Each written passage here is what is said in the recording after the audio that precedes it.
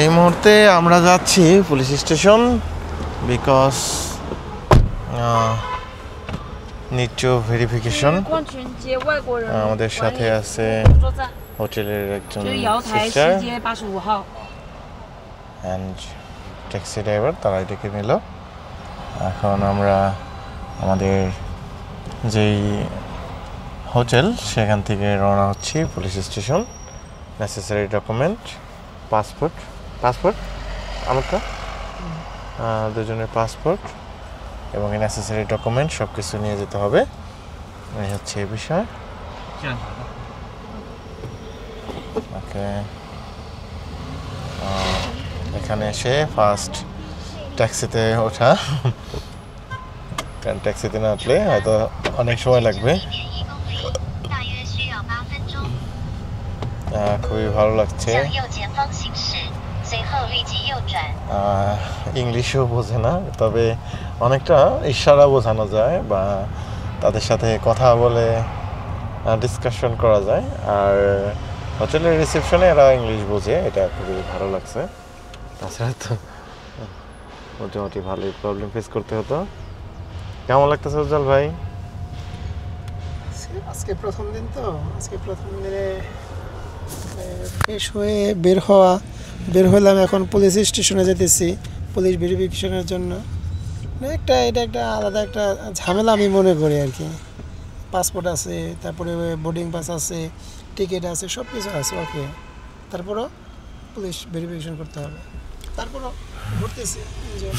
এটা একটা এনজয়। তবে এটা আমি যতটুকু জানি সব দেশের লোকের জন্য না, কারণ যখন কথা হলো রিসেপশনে তারা কিন্তু একটা কথা বললো যে অনলি বাংলাদেশিদের জন্য যদি এই ফ্যাসিলিটি হয় তাহলে ভাই কিছু বলার নাই যে চায়নাতে বাংলাদেশের অবস্থান কোথায় আছে বা বাঙালি কী কাজ এমন করছে যে তাদের আসার পরে সব কিছু ডিটেইল পুলিশ স্টেশনে গিয়ে করে আসতে হয়।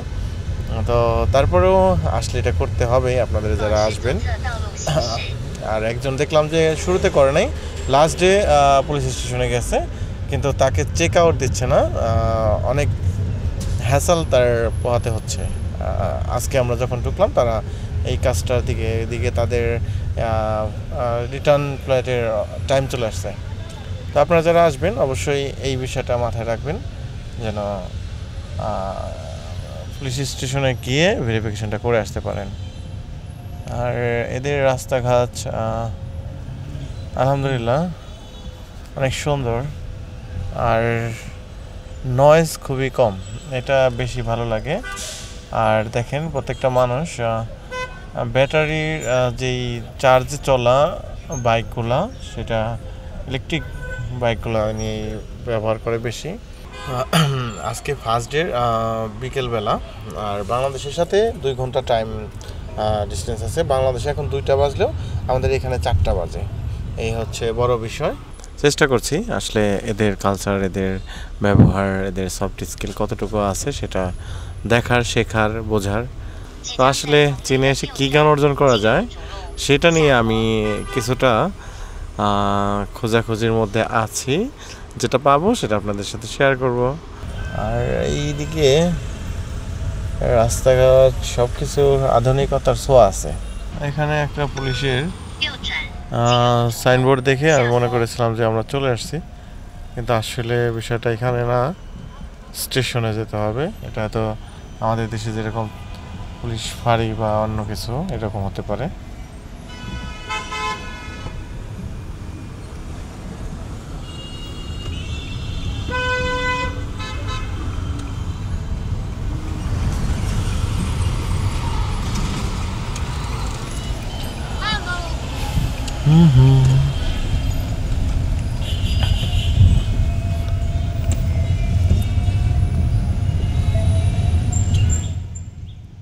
এখানে বেশিরভাগ মানুষ বিজনেস পারপাসে আসে যা দেখলাম। মার্কেট ভিজিট এখনো হয়নি, মার্কেট ভিজিট হলে তো অবশ্যই আপনাদের সাথে শেয়ার করব। এখানে তো সুন্দর একটা, এটা হচ্ছে টার্মিনালে চলে আসলাম নাকি এয়ারপোর্ট? আচ্ছা, ওইরকমই লাগতেছিল বাইরের পাশটা। 达目的地附近，目的地在您左侧。 এখানে 本次导航 দিদিতে 结 ওঠা 束。 হয়েছে তো দিদির অ্যাপ থেকে বারবার ইয়া করতেছে এখানে 正在为您打印发票，请拿好 20 RMB 20 RMB আছে ওটাই হয়ে গেছে সব। আন্টি দিদি কেন ইয়ে দেন আনাম দেন 100 RMB দেন ভাঙে দিবে উজ্জ্বল ভাই 100 RMB দিচ্ছে 然后没有伞的吗？对呀、要不就你先给你拿去打伞吧，你拿去打伞吧，啊？你拿去打伞吧拿，去哪里打伞？你去买帮他买点东西，我都没12元有吗？12。 নেই 20 দেন তাহলে 他没有零钱怎么办？给你绑。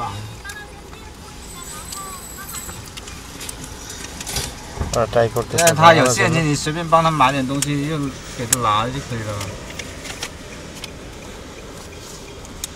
এখন পে করে দিচ্ছে বোধ হয়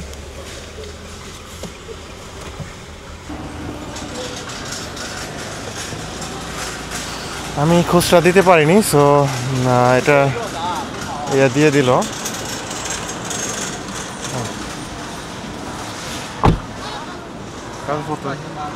不是12吗？ মিশন শপ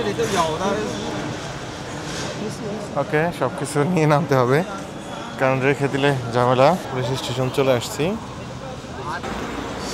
এখানে এসে আমরা যেটা অভিজ্ঞতা পেলাম পুলিশের এখানে জাস্ট এন্ট্রি একটা ফটো পাসপোর্টের একটা ফটো বাস কিছু যাই করলো দেখলাম না তো এই হচ্ছে তাদের কাজ ছিল আমাদের হোটেলের যে সিস্টারগণ খুবই ফ্রেন্ডলি বিকজ তারা ভাঙটি আরএমবি না থাকার কারণে নিজেরা দিয়ে দিচ্ছে এবং কে সেটা এখান থেকে দেওয়ার চেষ্টা করলাম তারা বলে যে হোটেল থেকে নেবে কোনো সমস্যা নেই আর আমার পিছনে হচ্ছে হোটেলের ইয়াটা এখানে আরও অনেকে আসছে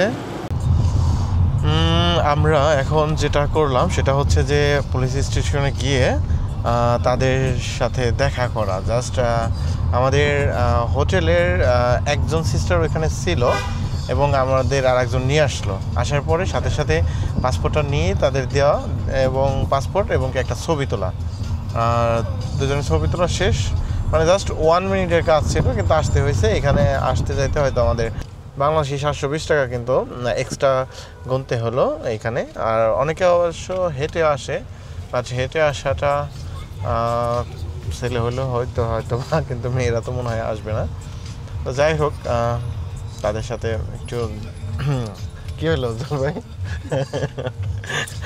টোর হইলো এই অভিজ্ঞতাটা একটা অভিজ্ঞতা